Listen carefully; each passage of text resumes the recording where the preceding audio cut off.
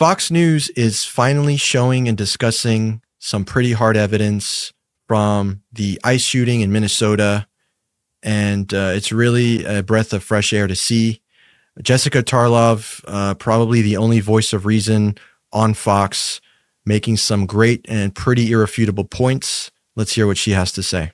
She moved over, she pulled to the side, and then she actually waves another ICE officer past her, right? So she's in such severe crisis that she can be polite in traffic and say, you go ahead. And then you hear her actually audibly saying, I'm pulling out, right? She signals exactly what she's doing.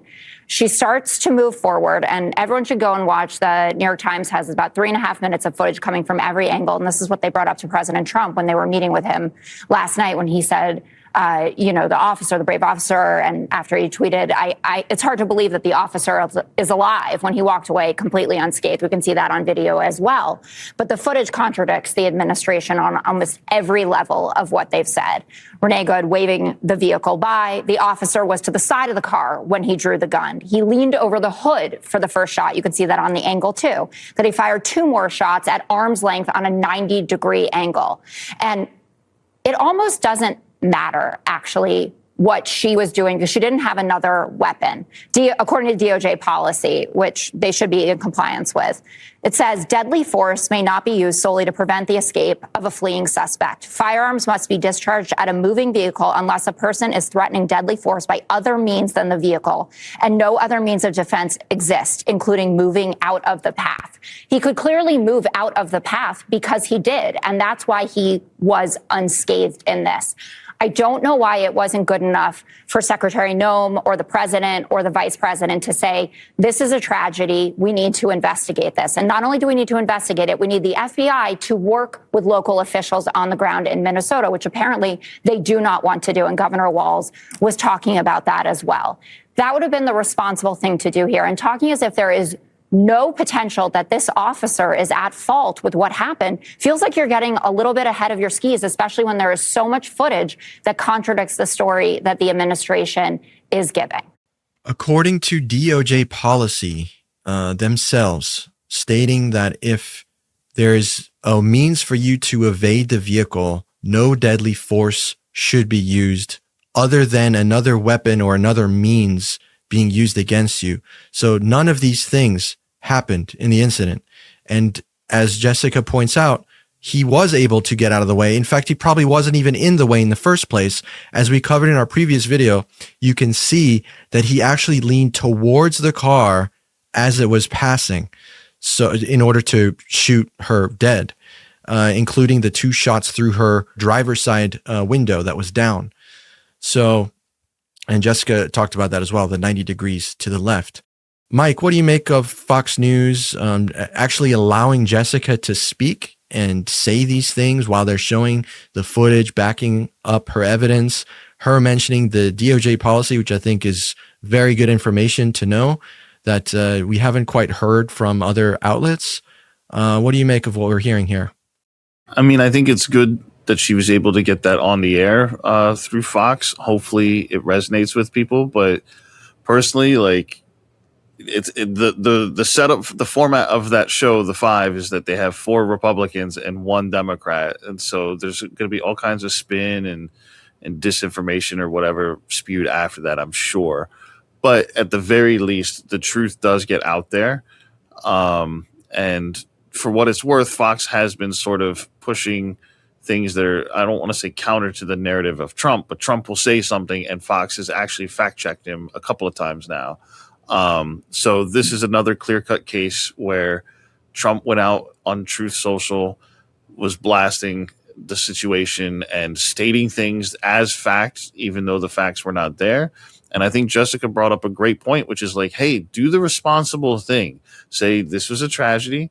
It needs to be investigated. Let's hold off judgment. Let's not get public opinion involved. Let's wait until it's in court or whatever. You could go down that road if you want. And then just say after, in addition to the investigation, we want our federal forces to work with local law enforcement. That's it. That's all you need to say. And it's very professional. It's very presidential. It's supportive. It's unifying. It's telling people to be calm. Like this solves like 10 different things all at once, like solves so many things. But instead he was inciting and drumming up propaganda and saying like things that aren't true. So it's definitely a foot and mouth situation, but this is nothing new for Trump. He doesn't care. He's going to keep on going anyway. And the problem is people buy it up front because it came from Trump, and they ignore what their eyes and ears are telling them. Speaking of ears, Fox News also, when they started covering this, they wouldn't show any of the audio. They wouldn't release the audio for it. Now, you could assume it's probably for like profanity reasons, because there is profanity in the raw footage, but they could bleep that out. And two, you wouldn't be able to hear the officers telling her to leave, which they were, but they were also telling her to get out of her car, which is conflicting orders. And then on top of it, you can't even hear the gunshot, which you sort of can't even see given the angle of the recordings that some of these show. So I think all of that shows that Fox is not interested in telling the truth entirely. There's even a video that I saw from Fox where shortly after Renee Good was murdered, there was people at the local courthouse pounding on the windows, and they weren't pounding hard, just like this. They weren't trying to break the windows. They were trying to make noise. And when they were pounding on the window, they were yelling, "Ice out now, ice out now." And one guy in the crowd, because the crowd was maybe like a couple dozen people, one guy in the crowd starts kicking one of the windows and trying to break it open. And immediately another guy in the crowd grabs him and goes, hey, stop that, stop that. And the whole crowd forces him to stop. And the entire crowd steps back like 5 or 6 feet and continues chanting.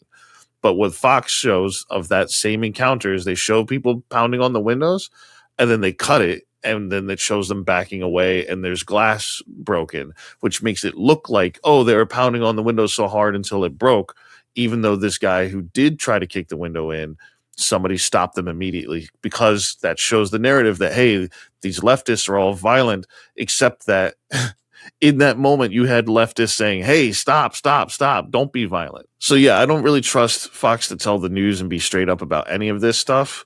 But it is good that Jessica was able to get out there and sort of tell it like it is and present facts, and even digging into the DOJ policy, which I think is a great point that you brought up, Emmanuel, which is that unless the driver or a passenger in the vehicle is threatening you with like firearms, if they're fleeing, you're not supposed to shoot them anyway, no matter what.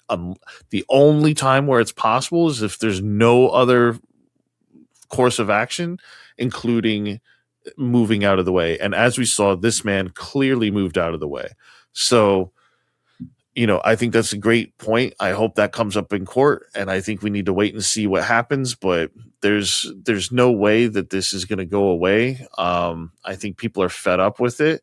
And I think the bigger concern out of all this to me is the fact that DHS immediately, before anything was coming out, they labeled her as a domestic terrorist, and that label is sticking apparently. So like, if they could just say that, hey, if you turn your card sideways, you're now a domestic terrorist, that's a huge accusation that can be used to whitewash all kinds of violence against our own people. So, this is getting dangerous, and we need to pay attention. You mentioned this going to court, and I hope it does, but the administration is pushing for this guy to have immunity, just like President Trump has. And we'll have to see how that unfolds. But man, if this is the world that we're talking about now, this is crazy. This reminds me of Nazi Germany. I mean, it's just plain and simple. The Gestapo is untouchable, and now they're talking about maybe deploying them door to door. I think JD Vance recently just mentioned that offhand. Guys, like at some point we have to realize, like, what happened to the party of limited government? This is overreach on a level I don't know if the United States has seen. When in U.S. history have a private military force gone door to door, like en masse across the nation, to check if you have illegals? Like, what are we even talking about here? Talking about immunity for masked, unidentifiable federal agents? guys, they already have levels of protection that other federal enforcement officers don't have. Cops are not allowed to hide their identity or their faces, but ICE is allowed to for some reason. Ask yourself why that is. And here they're now talking about adding immunity on top of that. It's craziness. They need body cams. If we're going to have any kind of accountability, we at least need them to be mandated to wear body cams and to be able to show that information to the public, the public court of opinion, because there could be the difference between innocent and guilty that lies on that recording. And the fact that this gentleman, this ICE agent, was holding a phone, seemingly recording in his left hand. Like if he had a body cam, he wouldn't need to do that. He could have both hands free, better equipped to do the job. And again, from all the footage, it looks like he was not in the path of the vehicle. She was turning to the right. If she was trying to hit him, to ram him, she would have gone either straight or to the left. But she clearly turned to the right when she started, accelerating to get out of there. So the fact that they're spinning this as if she was trying to ram him, and Trump even mentioned this too, she violently attempted to run him over, is just absurd. When you look at the footage, it's clearly not the case. She was turning to the right. And again, we talked about in the other video about the bullet hole that could not have been made if he was in front of the car, clearly was on the side. And then the other two shots on top of the first one were through her driver's side window, which was open.